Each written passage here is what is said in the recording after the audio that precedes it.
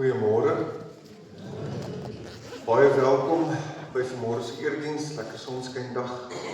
Mense is opgeruimd, die seisoene draai en dit raak nou weer vroeër lig en dan is almal weer vroeër uit die bed uit en al die dinge ook. So dis lekker.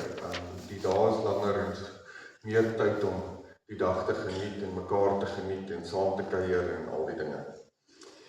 Ons teks vanmôre is beide Psalm 1 en Romeine hoofstuk 12 vers 17 tot 21 en die tema: wie hoor jy wanneer jy praat? En ons gaan kyk na al twee die teksgedeeltes en hoe dit mekaar aanvul. Maar voordat ons nou verder daaroor gesels, kom ons begin deur lekker saam te sing. Ons staan en dan sing ons lied 198 vers 1 tot 3, God is my lied. En dan lied 202 ook vers 1 tot 3, prys hom die hemelvors. En dan die aanbiddingslied, ook staande, lied 154 net vers 1, kom nou te saam, laat ons vergaas. Kom ons staan en sing ons lekker saam. Amen.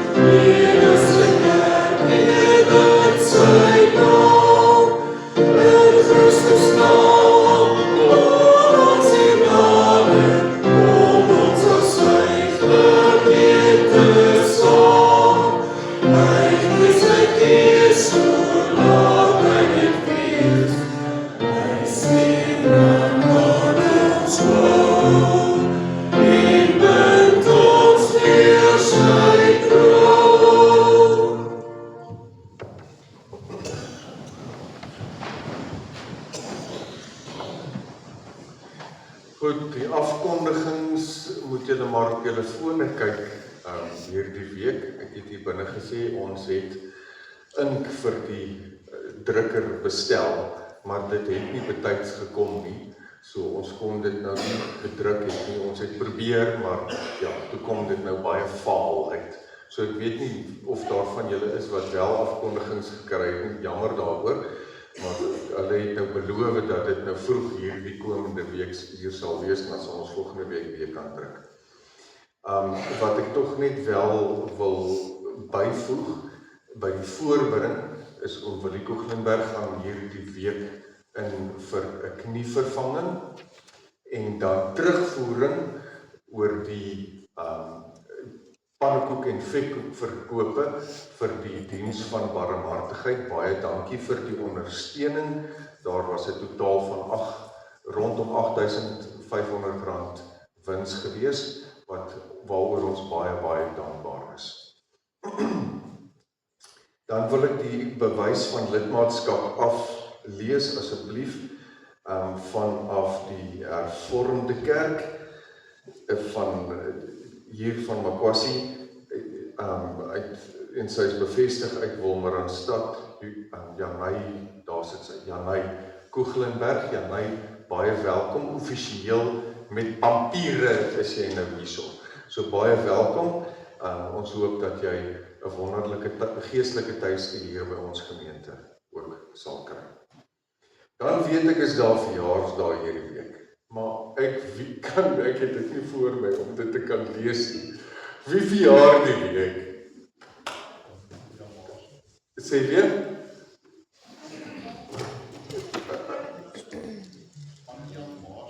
Anja Marshall.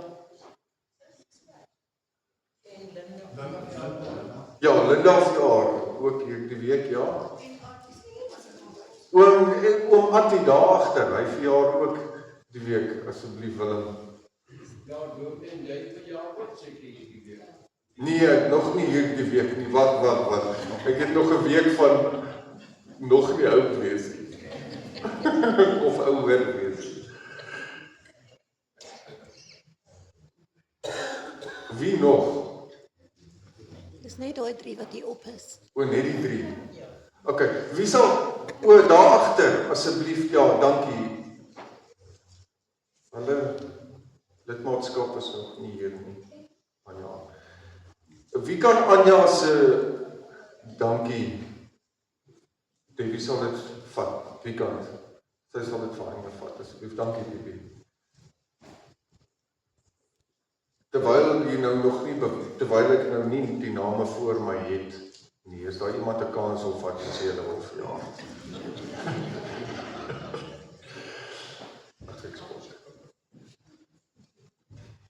En dan die res van die afkondigings is alles daarop en daar's nie regtig iets niets nie, behalwe dan nou natuurlik die herinnering aan vandag se diakonie en ouderlinge vergaderings en dan volgende week se bestuur en beplanning vergadering en dan oor 2 weke daarna se kerkraadsvergadering. Goed, dankie.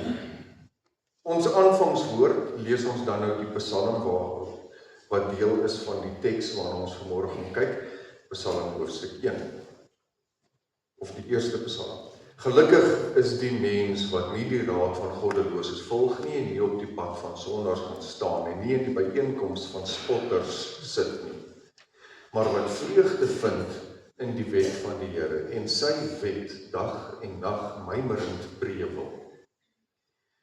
Die vorige vertaling het gesê dag en nag oordink. So iemand sal wees soos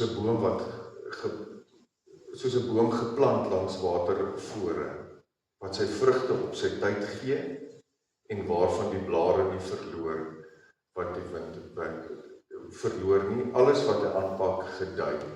So is die goddeloses nie, inteendeel, hulle is soos kaf wat die wind wegwaai. Daarom sal goddeloses nie kan opstaan tydens die regspraak of sondaars in die byeenkoms van regverdiges nie. Ja, die Here dra sorg vir die pad van regverdiges, maar die pad van goddeloses loop dood. ons is geag as deel van die geregverdiges waarvan hierdie teks praat. En daarom is ons nie soos die wat nie in die teenwoordigheid van die Here bymekaar kan kom nie. Ons is wel geag as deel van die wat wel in die teenwoordigheid van die Here kan bymekaar kom. As geloofsgemeenskap, as gestuurdes, as uitverkorenes van God. En daarom kan ons mekaar groet as medegelowiges, maar ook in die naam van die Here. Medegelowiges, ek groet julle in die naam van God die Vader, God die Seun en God die Heilige Gees. Amen. Terwyl ons sit as toetrede aanbidding, sing ons dan saam lied 257 vers 1 tot 3. O Heer, maak oop my hart se poort.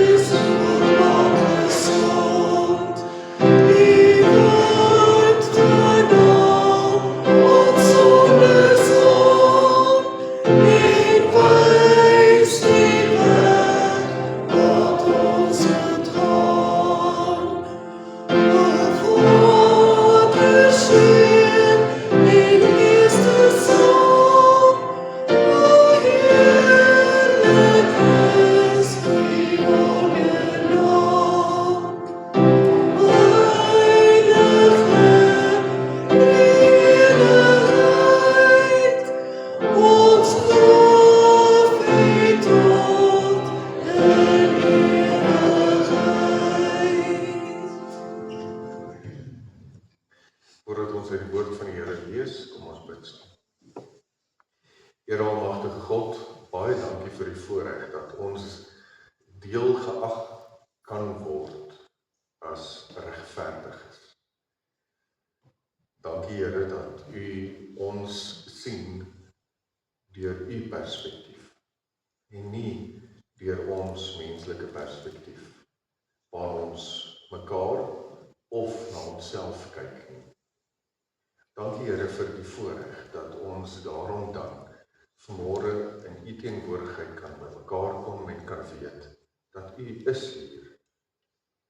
U het ons kom opsoek vanmôre, net soos wat ons U nou opsoek. Dankie Here dat U Uself altyd al meer aan ons openbaar.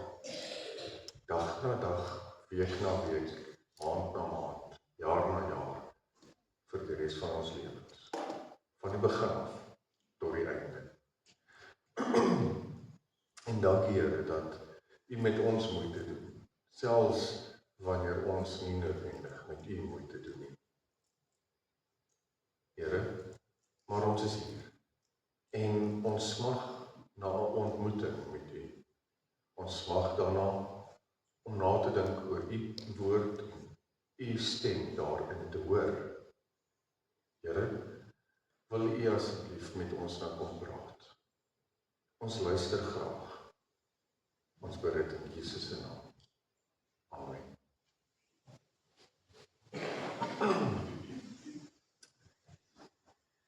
Nou, soos wat ons nou in Psalm 1 gelees het, staan dit daar dat die psalmdigter daarna smag om dag na dag die woord van die Here te oordink, om daaroor te prewel. Nou werk die ding nie. Dankie. En dit klink eintlik amper onmoontlik. Dit klink eintlik amper onmoontlik as jy daaraan dink dat jy dag en nag die hele tyd oor die woord van die Here wil nadink en ook meer as dit, dat die woord van die Here jou elke besluit, elke tree, elke gedagte sal bepaal. Dit klink eintlik relatief onmoontlik. En daarmee saam dan, as jy daaroor dink, dat jy in elke situasie presies sal weet, wat bepaal die woord? Hoe moet ek in hierdie situasie dink? Hoe moet ek in hierdie situasie optree? Hoe moet ek hierdie situasie beoordeel? Nie net die situasie, maar ook myself en die ander persone wat in daardie situasie betrokke is.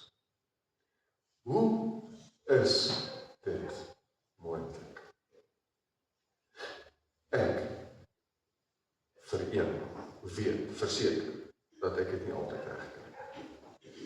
So mooi soos wat my bedoeling is, en so mooi soos wat my voorveronderstelling is dat ek wel 'n gelowige is, wie se lewe bepaal word deur God en God se woord, weet ek dat ek dit nie altyd reg kry.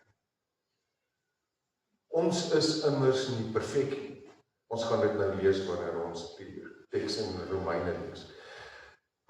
Juis daarom het ons God se begeleiding nodig. Juis daarom het ons God se woord nodig om daaroor na te dink, sodat ons riglyne kan hê om te weet hoe om op te tree. As ons dit wel sou kon regkry, dat ons permanent sou optree, soos wat God wil hê ons moet, sou doen en dink soos wat God wil hê ons moet, perfek volgens die Bybel sou kon leef, of die riglyne van die Bybel, dan sou ons in eerste plek nie Jesus of die Bybel nodig gehad het nie. Maar omdat ons mens is, en dit nie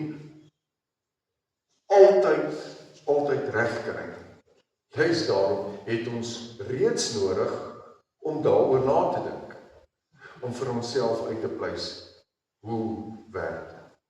En baie keer het ons self nie eers noodwendig die antwoord oor wat ons veronderstel is om te dink, of hoe ons veronderstel is om op te tree, of wat ons veronderstel is om te sê in elke situasie nie. Juis daarom het ons mekaar nodig. As jy in 'n situasie is wat alles vir jou so oorweldigend is, dat selfs jou eie gedagtes so beperk word deur, kom ons sê nou maar, die sluier van donkerte wat oor jou uitsak. Juis dan het ek nodig om met medegelowiges te praat, wat vanuit 'n ander perspektief my kan help om net anders te dink oor die situasie waarin ek is. En spesifiek medegelowiges, want medegelowiges doen tog ook mos die moeite wat ek veronderstel doen om te dink oor dit wat God wil hê. Net soos die moeite wat ek doen om God se woord te vat en myself daarin te ontdek, God daarin te ontdek en my situasie daarin te probeer interpreteer en te analiseer. Net so doen medegelowiges dit. Sodat wanneer ek op 'n plek is in my lewe wat ek nie noodwendig kan redeneer soos wat God wil hê ek moet redeneer, omdat ek vasgevang is vir watter rede ook al, juis daarom moet ek na hulle toe kan gaan en sê, help my dink hieroor, help my om te verstaan, help my om te weet hoe ek veronderstel is om op te tree, ensovoorts. Nou klein dorpies, ons praat van klein dorpies in Bloemfontein. Klein dorpies het ons nou daai ding. Almal weet alles van almal af. Soms weet ander mense meer van my as wat ek van myself weet. Want die die storie oor my loop so en dan kry dit nou hierdie kleintjie en daai kleintjie en daai kleintjie. Volgende week hoor ek by iemand anders wat ek verlede week gedoen het en ek weet vir 'n feit ek was nie eens by nie. Dis mos nou klein dorpie syndroom. Ons almal gegamandier in mekaar is dit aan die orde van die dag. Nee. Of jy kom by hierso by die haarkapper hier oor kan die straat, jy kom by haar, dan hoor jy wat het jou ma gister gedoen. Nee? Klein dorpie syndroom is dat almal altyd van alles van almal weet. En die gevaar daar rondom is dat selfs die kere wanneer jy dit nie reg kry om op te tree of te dink of te praat, soos wat die psalmdigter hier sê ons veronderstel is om te doen elke dag as 'n ambassadeur van God. Daai kere is die kere waaroor almal praat. Jy kan 40 brode elke dag uitdeel. Jy kan elke dag 334 miljoen keer bid. Niemand gaan daaroor praat nie. Maar gaan staan nou net hier voor die borrelstoor en praat per ongeluk te hard met iemand wat alweer kom bedel. Dan sal die hele dorp daaroor praat, vir 4 weke lank. Want dis die nuutste nuus. En wanneer ons dan by mekaar is en ons hierdie goed vir mekaar vertel van nee, die dominee was eergister daar op die golfbaan en hy het 4 keer krietaal gebruik. Wanneer ons dit dan wel doen, dan omdat ons die geneigtheid het om dan verder daaroor te praat, of om dit aan te dink. Want die dominee het eintlik net 1 keer hoer gesê, maar nou het hy 4 keer allerlei ander woorde gesê. Nou, omdat dit nou aangedink word, nou skep ons die presedent, die idee, dat ons mekaar se optrede in daai geval kondoneer. Want ek praat saam. Ek praat saam oor, ja nee, ons almal weet, daai dominee se tong is los. Praat nou maar vir ons. Almal weet. En omdat ons met mekaar saam praat oor die kinderstories, dan kondoneer ons. Of as selfs al praat ek nie saam nie, dan bly ek stil. Maar ek bly deel van die gesprek. Of as iets verkeerd gedoen word, selfs al neem ek nie daaraan deel nie, is ek daar. Ek onttrek myself nie, of ek spreek dit nie aan as dat dit verkeerd is nie, dan kondoneer ek eintlik dit wat daar gebeur of gesê word. Ons weet dit gebeur op skool. Jou chommy het op die tafel geskryf. Nee? Nou, was jy by? Jy het hom nie reg gehelp nie. Jy het nie omgedraai en weggeloop nie. So môre wanneer die negatiewe punte uitgedeel word, gaan jy jou negatiewe punte ook kry, want jy was deel daarvan. Of jy dit nou gedoen het of nie, julle weet dit nie. So dit werk. En dit is die probleem waarmee ons gekonfronteer word fisies hier waar die tekkie die teer tref elke dag van ons lewens prakties. En dit is die grootste uitdaging wat ons, of een van die grootste uitdagings wat ons beleef wanneer ons hierdie teks in Psalm 1 lees en ons vir mekaar sê, maar hoe doen ek dit? Hoe doen ek dit binne my konteks? Hoe doen ek dit? En Paulus, wanneer hy nou sy gedagtes oor Psalm 1 deel, wanneer hy nou skryf, die teks wat ons nou gaan lees, dan moedig hy eintlik Christelike optrede aan.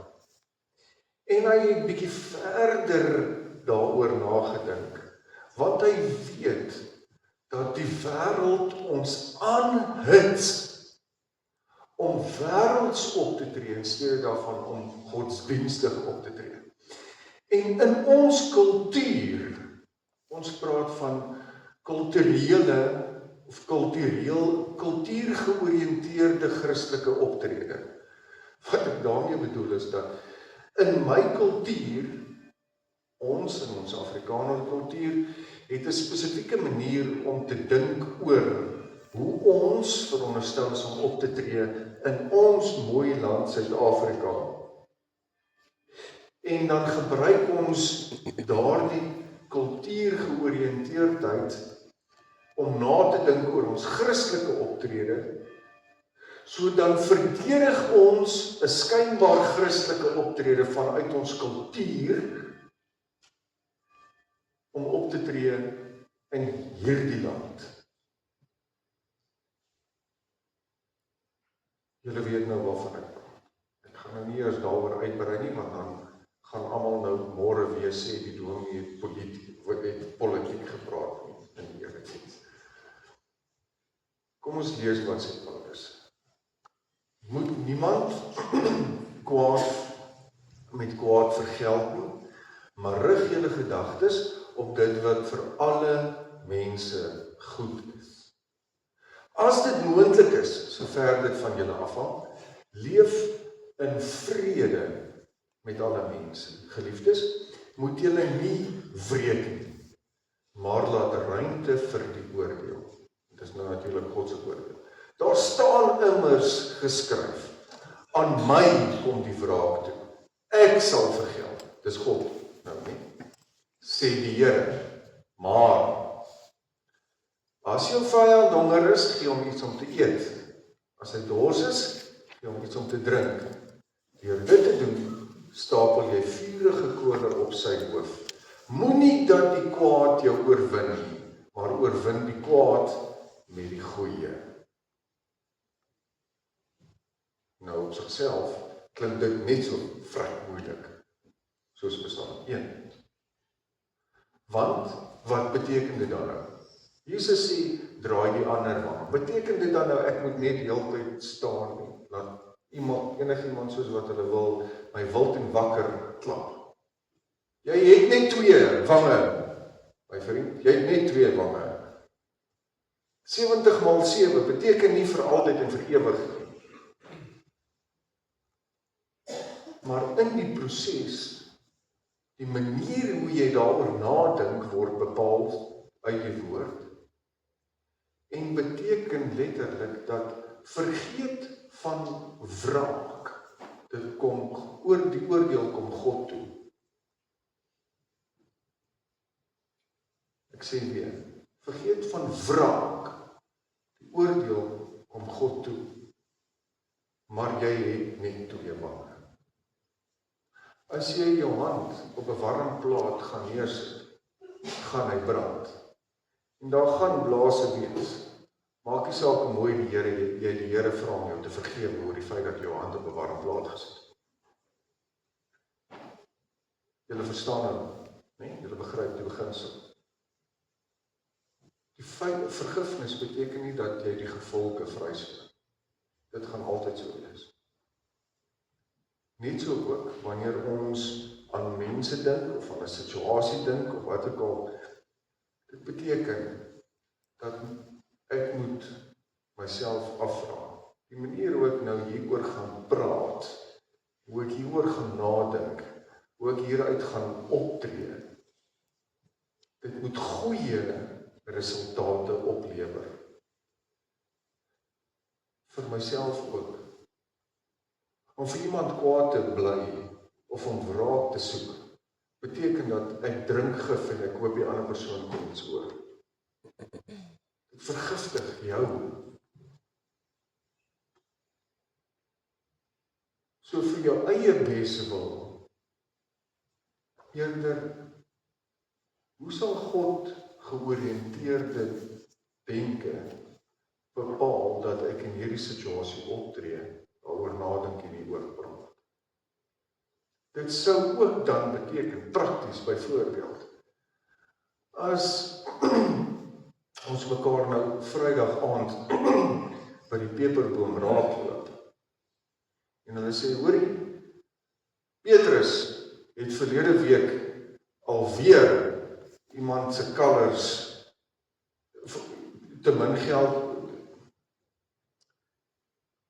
'n te lae prys gegee vir iemand se kalvers, en hy het die situasie uitgewyd.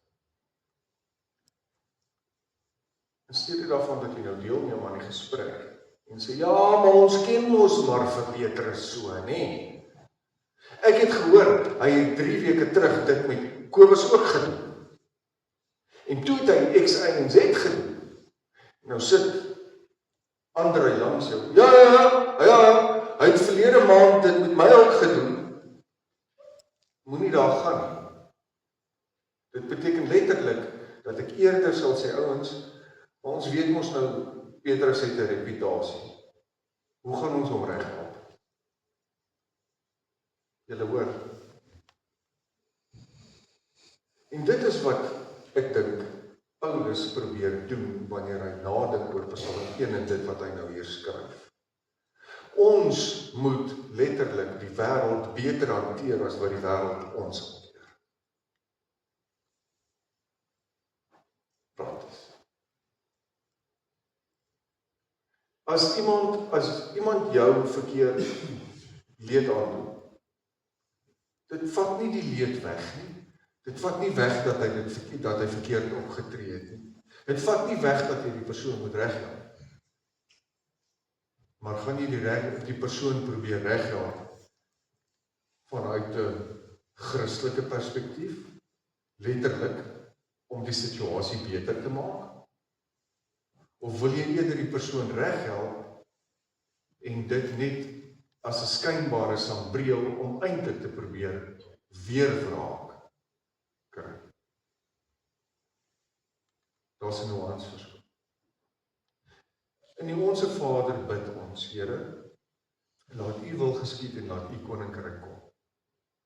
Dis nie 'n passiewe terugstaan en sê, Here, doen dit nie. Dit beteken letterlik dat ek sê, as ek sê, Here, laat U koninkryk kom, sê ek, Here, hier is ek, gebruik my om dit te laat gebeur. In daai situasie, ouens, ons weet Petrus het 'n reputasie. Kom ons praat met hom, hoor wat is die moeilikheid? Hoe kan ons hom help? Dis hoe ons die koninkryk laat kom. Dis hoe ons die wêreld beter hanteer as wat die wêreld ons hanteer. Dit is 'n Jesus georiënteerde optrede in steede van 'n persoonlike of 'n kultuur georiënteerde optrede. Nou weet ek praat vanmôre heel moontlik met al die verkeerde mense, want julle is ons nou almal hier, nee. Die verkeerde mense, of die mense wat nou al hierdie goeders moet hoor, is eintlik vanmôre nou al klaar nie hier, sê ons mekaar.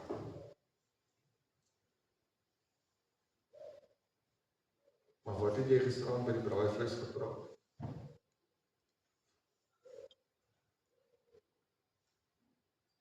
Ons is baie maklik en vinnig om te praat in oordeeltaal oor ander mense, want ek kry dit mos reg.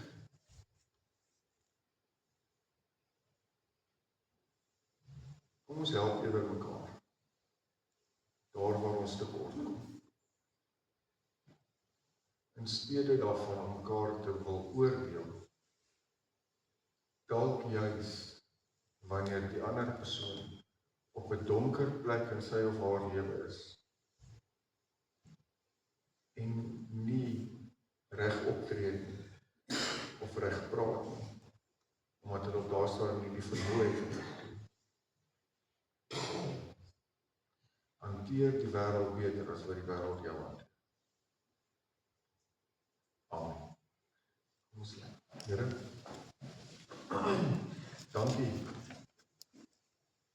Dankie dat U ons beter hanteer as wat ons U hanteer. Ons sukkel maar, en ons gaan ook altyd sukkel. Want ons is mens, ons skiet heeltemal te ver. Dankie vir die voorreg dat U ons nog steeds gebruik om die koninkryk te laat kom. Selfs wanneer ons nodig het dat die koninkryk in ons moet kom. Ons bid, Here, dat U ons hierdie week sal help om bietjie meer daaraan te dink. Om dit bietjie meer te onthou. Dat ons vir mekaar sê dat ons die verskil in die wêreld wil wees. Help ons, Here, om wanneer ons in 'n situasie is en ons gekonfronteer word daarmee dat ons wêrelds dink, optree, praat. Help ons om dan juis, soos die psalmdigter, eerder U rigting, mymerend te prewel, sodat ons eerder Christelik optree. Dankie vir die voorreg dat U ons kies as U ambassadeurs in hierdie wêreld wat so teenstrydig heeltemal wit teen swart is teenoor U woord. En teenoor dit wat U in gedagte het vir die koninkryk. Hierdie week lê voor en ons bid, Here, dat U wil geskied en dat die koninkryk kom. Amen. Gee geleentheid vir die opname van die dag.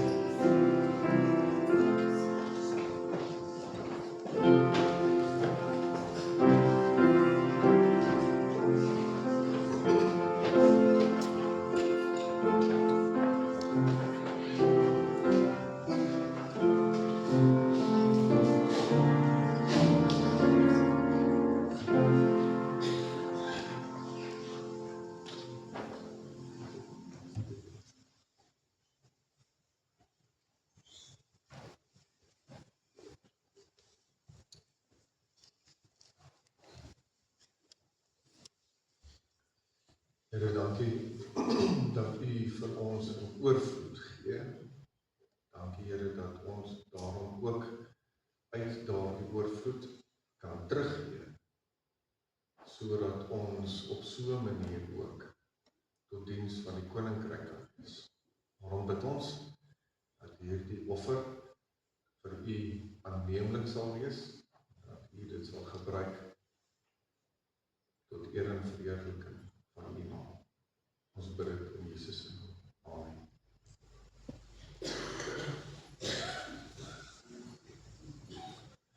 Ons gaan nou staan, ons sluit ons af met ons slotsaam. Dit is lied 456, ons sing daarvan vers 1, 2 en 3. Loof heel die skepping, loof die Heer. En dan bly ons staan vir die seënuitspraak aan die einde, en dan wag daar vir jou 'n lekker koppie koffie of tee in die saal.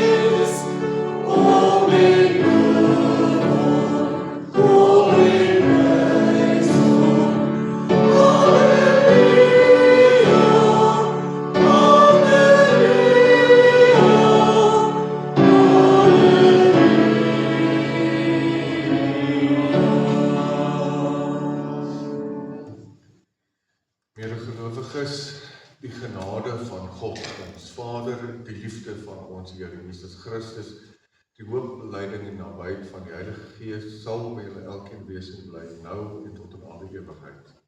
Amen.